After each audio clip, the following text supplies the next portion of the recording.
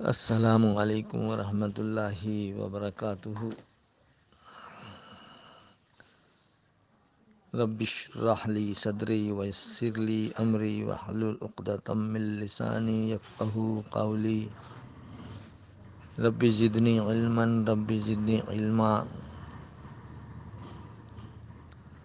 آج کی تعلیم الکتاب بسلسلہ تفہم القرآن بالباقیات الاکابرین الاسلام سے معمول ہے، جو سورہ بقرہ کی آیات 63 اور 64 پر مشتمل ہے، جس میں تلاوت، ترجمہ، الفاظ، معانی اور تفصیل و تبصرہ عرض کیا ہے۔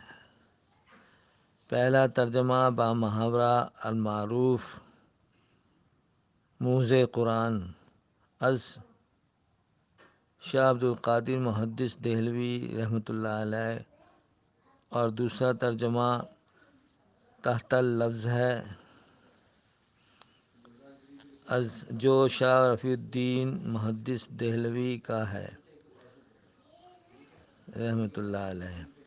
یہ دونوں حضرات صاحبزادے ہیں شاہ ولی اللہ رحمۃ اللہ محدث دہلوی کے۔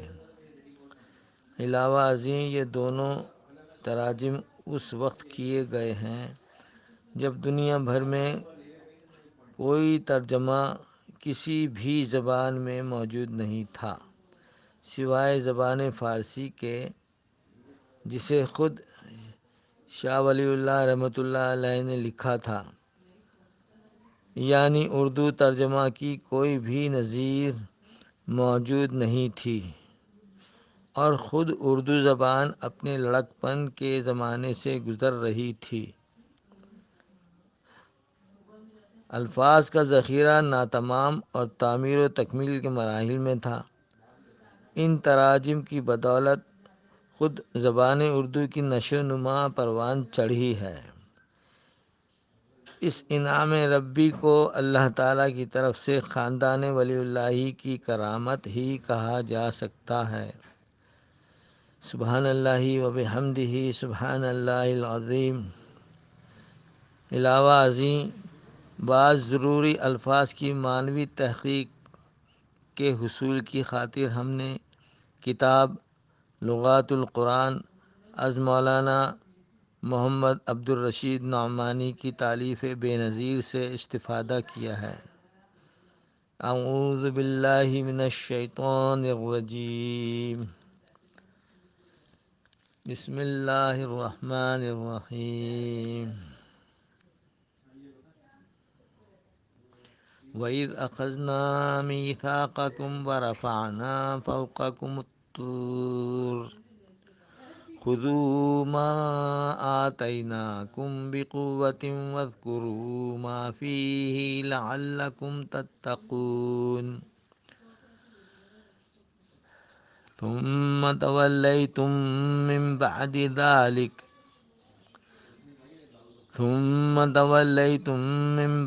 ذَلِكَ فلولا فضل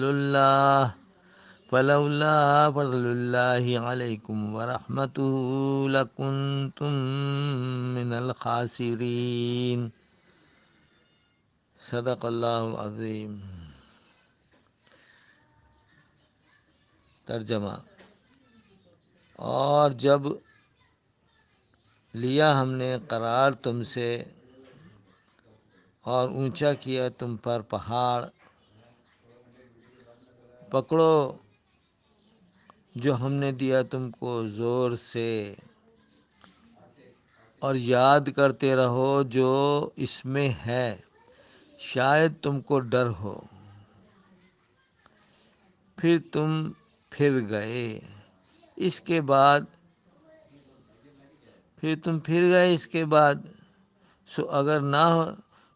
اگر نہ ہوتا فضل اللہ کا تم پر اور اس کی مہر، تو تم خراب ہوتے،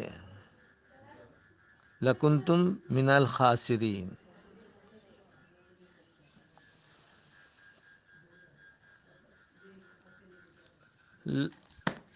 لفظی ترجمے میں فرمایا ہے جو کہ حضرت شاہ رفیع الدین محدث دہلوی رحمۃ اللہ علیہ کا ہے۔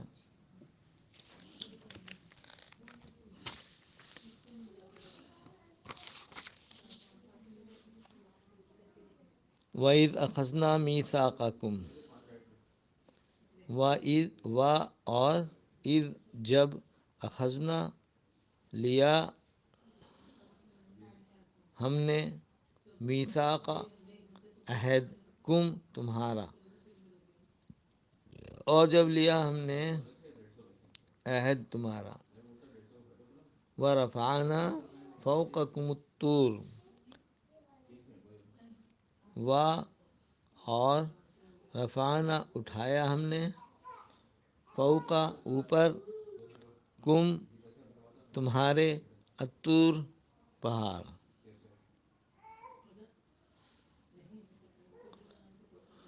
اور اٹھایا ہم نے اوپر تمہارے پہاڑ، خذوا ما آتیناکم بقوۃ، خذوا پکڑو، ما جو کچھ، آتینا دیا ہے ہم نے، کم تم کو، بقوۃ زور سے، پکڑو جو کچھ دیا ہے ہم نے تم کو زور سے، واذکروا ما فیہ،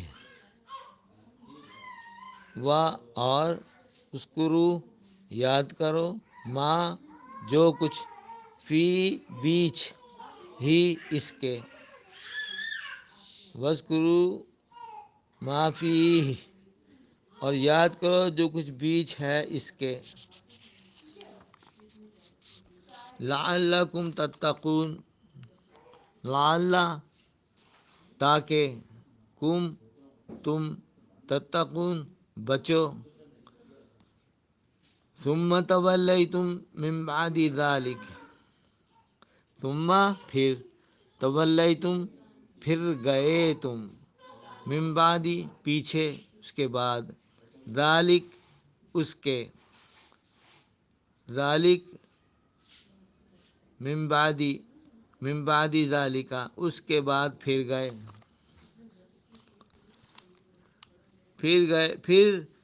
پھر گئے تم پیچھے اس کے،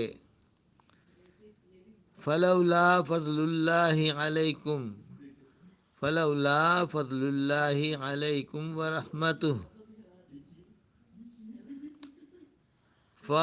پس، لولا اگر نہ ہوتا، فضل اللہ اوپر، کم تمہارے، علیکم تمہارے اوپر، اور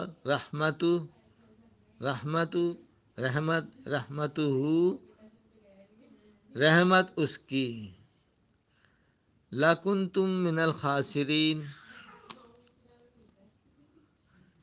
البتہ، کنتم ہو جاتے تم، من سے، الخاسرین زیان پانے والے، البتہ ہو جاتے تم زیان پانے والوں میں سے، صدق اللہ العظیم۔ یہ لفظی ترجمہ آپ نے سماعت فرمایا۔ اب کچھ چیدہ الفاظ معنی انشاءاللہ۔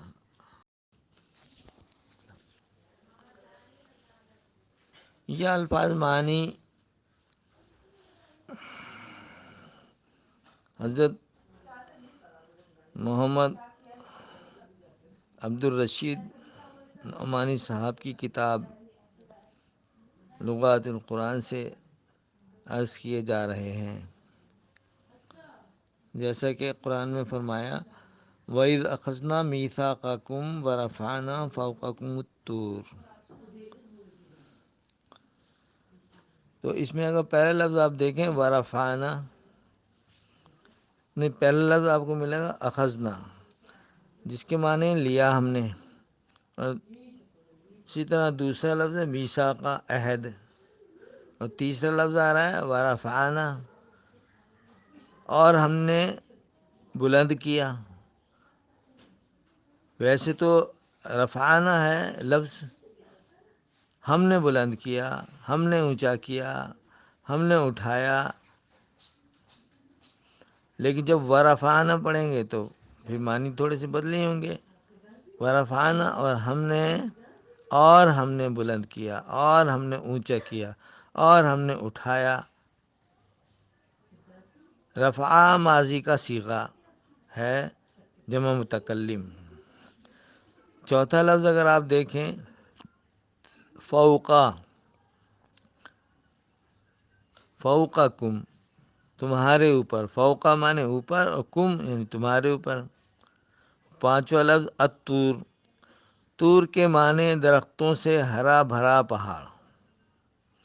لیکن جب الطور الف لام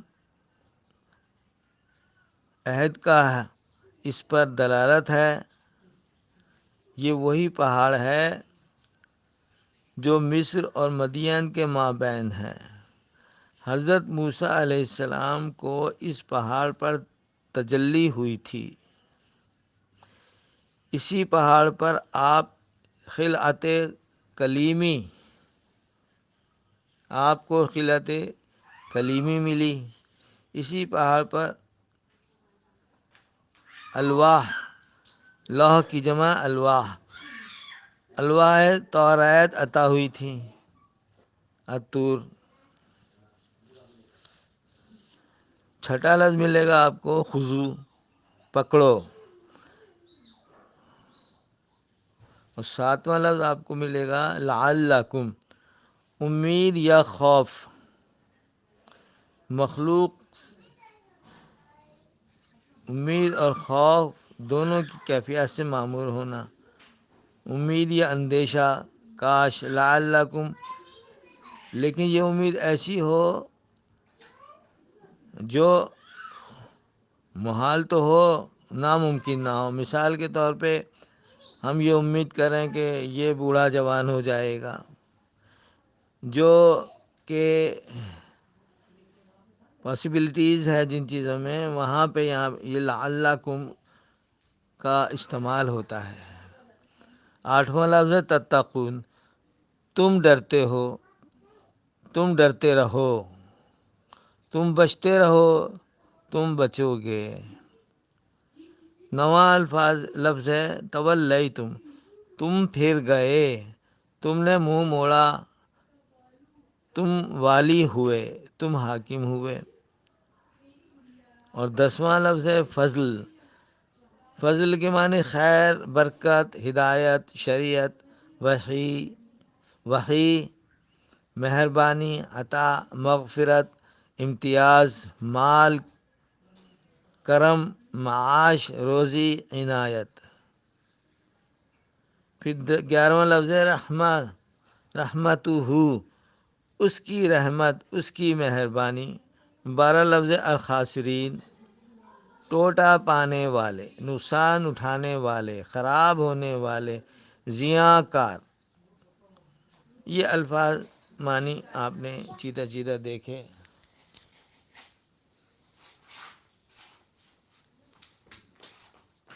جیسے کہ فرمایا آیت میں وَإِذْ أَخَذْنَا مِيثَاقَكُمْ وَرَفَعْنَا فَوْقَكُمُ الطُّورَ، اور جب لیا ہم نے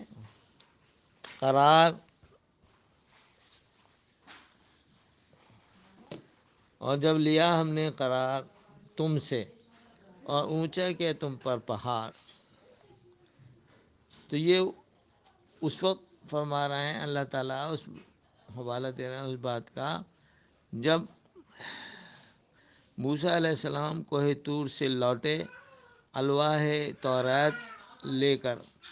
تو یہاں پہ آپ نے دیکھا کہ قوم جو ہے وہ بچڑے کی پوجا کر رہی ہے.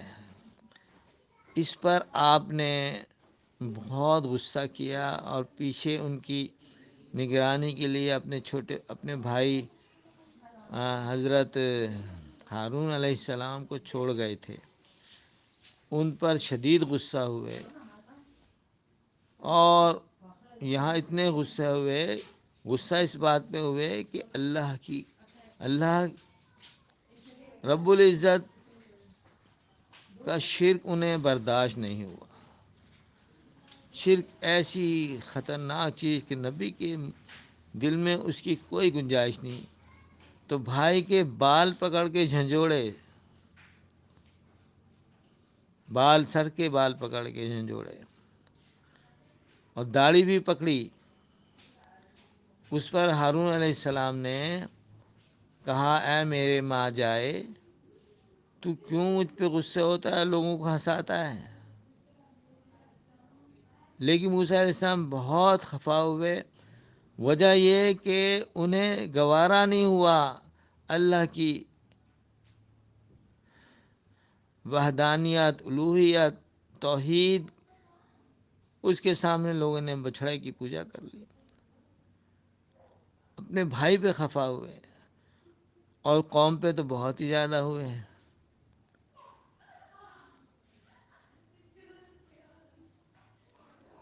وَإِذْ أَخَذْنَا مِيثَاقَكُمْ وَرَفَعْنَا فَوْقَكُمُ الطُّورَ، پھر اللہ تعالیٰ نے ان پر پہاڑ اٹھا لیا، کیونکہ ان کے دل تو پھر چکے تھے بچھڑے کی پوجا کر کے۔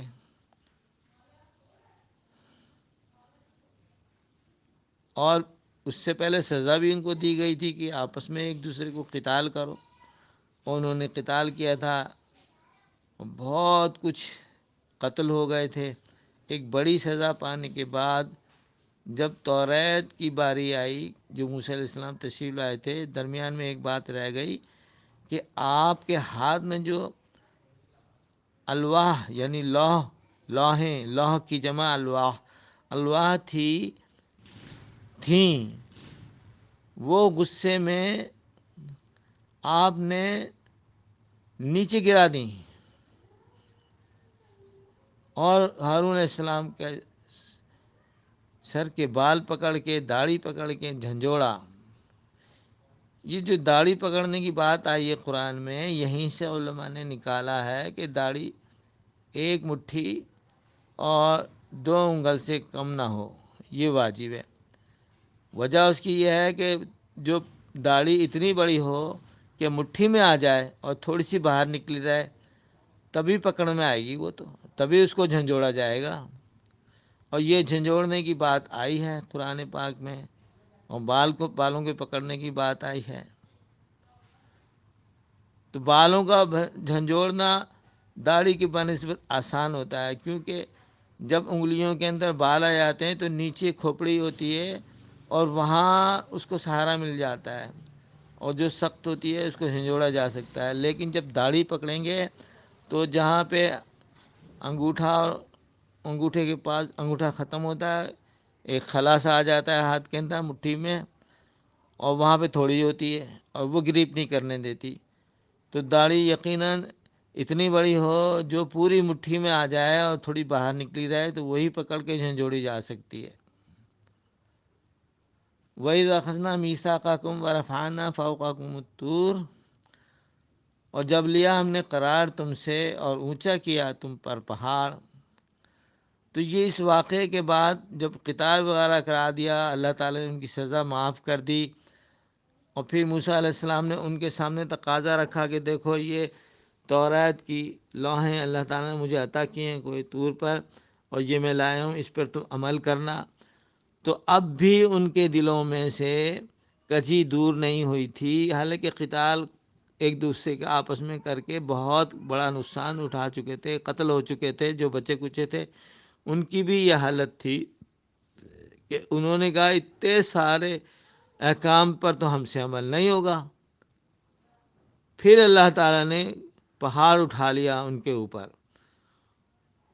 اور ان سے کہا گیا کہ جو تمہیں یہ احکام دیے گئے ہیں مضبوطی سے اسے تھام لو، اور ان کو یاد کرتے رہا کرو، ان پہ عمل کرو گے یعنی کہ کرو گے، ورنہ یہ پہاڑ تم پہ پھینک دیا جائے گا، گرا دیا جائے گا۔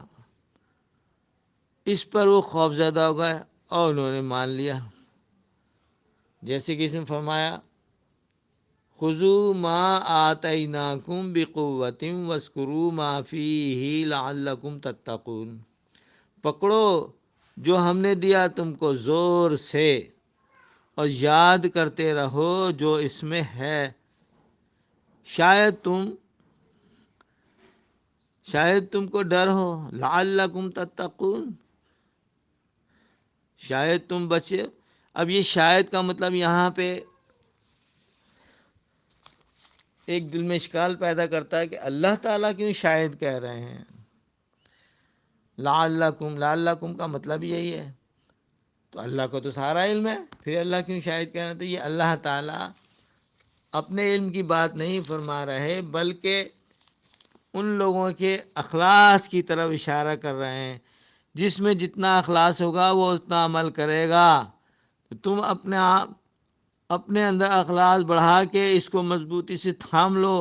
اگر تم نے اخلاص سے نہیں تھاما تو پھر تم اس کو مضبوطی سے نہیں تھام سکتے۔ لعلکم تتقون، یہ پھر لعلکم کی رو میں بہ جائے گی، یہ بات شاید میں چلی جائے گی۔ شاید جب ہے، پتہ نہیں تم آپس میں تمہارے دل کتنے مضبوط ہیں، دل کو مضبوط کر لو، شاید تم ڈرو۔ ثم تولیتم، پھر تم پھر گئے۔ تو جب کوہ طور ان سے ہٹا لیا گیا تو وہ پھر منکر ہو گئے، پھر گئے اپنی باتوں سے، وعدے سے، پھر تم پھر گئے۔ ثم تولیتم من بعد ذلک، اس کے بعد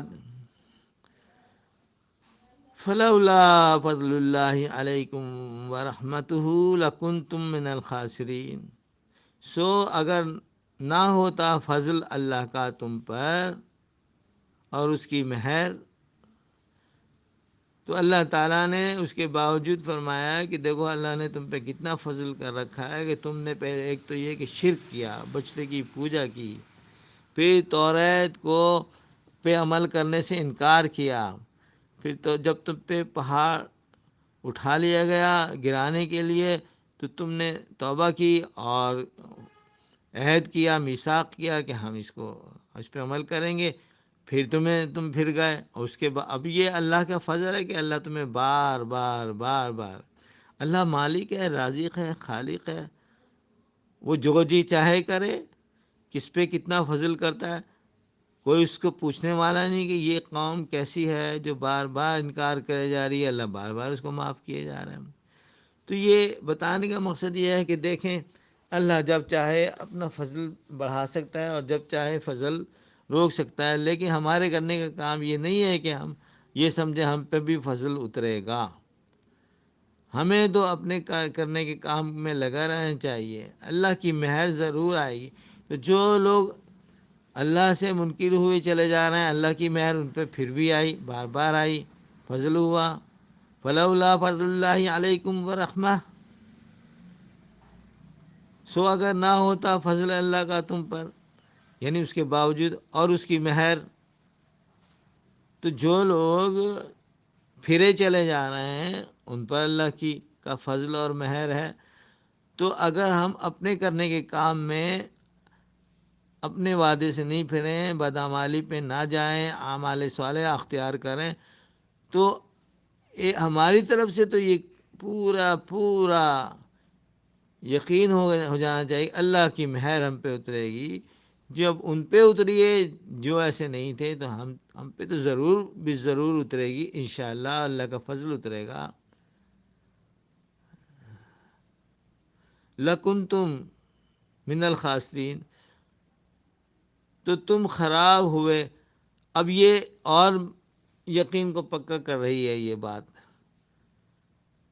فلولا فضل اللہ علیکم ورحمتہ لکنتم من الخاسرین،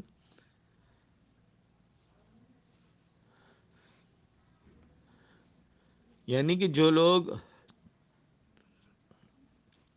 اللہ کے فضل یافتہ تھے، اللہ کی مہر لیے ہوئے تھے، اور پھر بھی ان پر اللہ تعالیٰ کی طرف سے اتری ہوئی نعمتوں کا اظہار نہیں ہو سکا، اور وہ من الخاسرین میں شامل ہو گئے، داخل ہو گئے۔ وجہ کہ انہوں نے بار بار انکار کیا. اب ہمارے لیے کرنے کی یہ بات ہے کہ ہم اپنے وعدوں سے نہیں پھریں،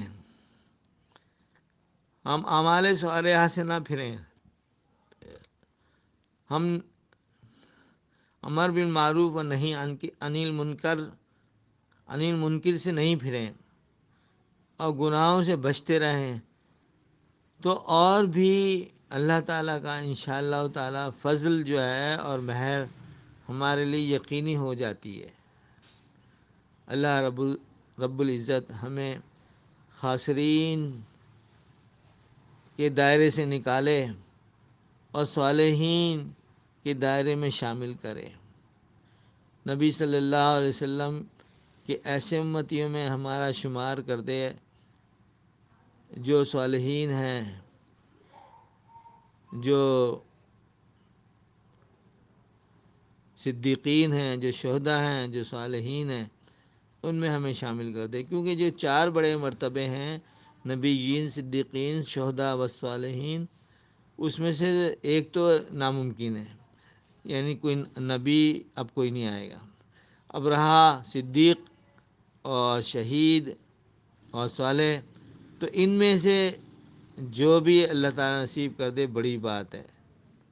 اور صدیقین کے لیے فرمایا ثلۃ من الاولین و قلیل من الآخرین. قرآن میں سورہ واقعہ میں آیا ہے ثلۃ من الاولین و قلیل من الآخرین.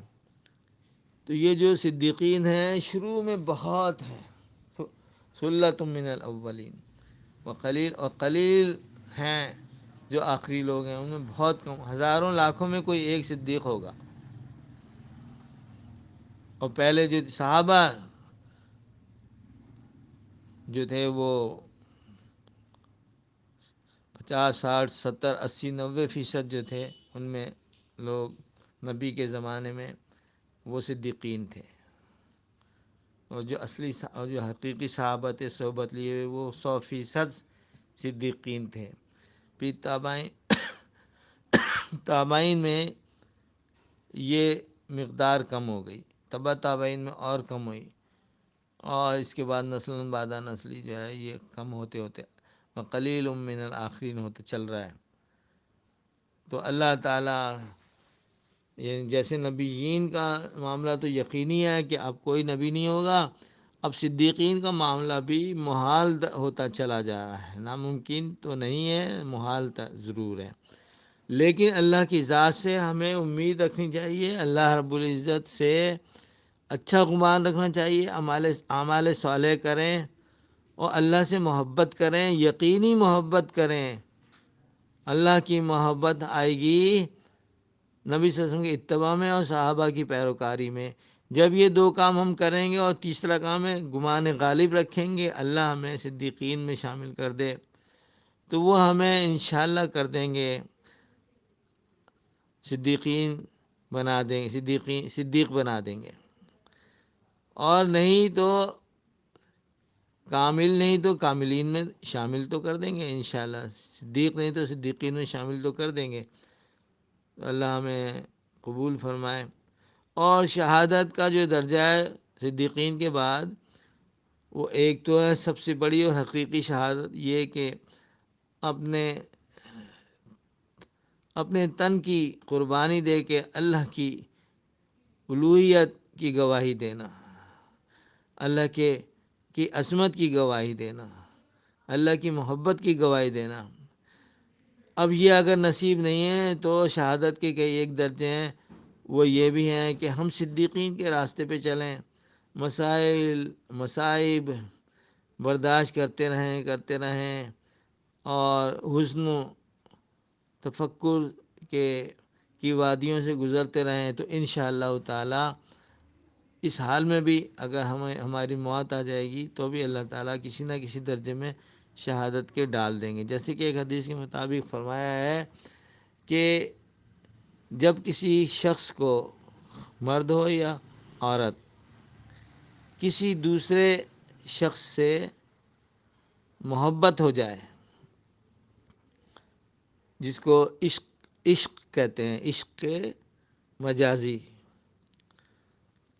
اب یہ دیکھیں عشق مجازی کی اجازت مل رہی ہے حدیث کی روح سے.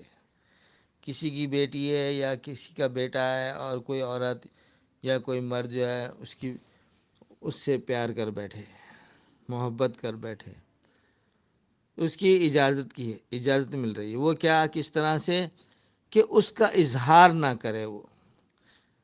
وہ جو دل میں محبوب بس گیا ہے اس سے بھی نہ کرے، اور کسی اپنے دوست سے بھی نہیں کرے، قریبی ساتھی سے بھی نہیں کرے، ماں باپ سے بھی نہیں کرے.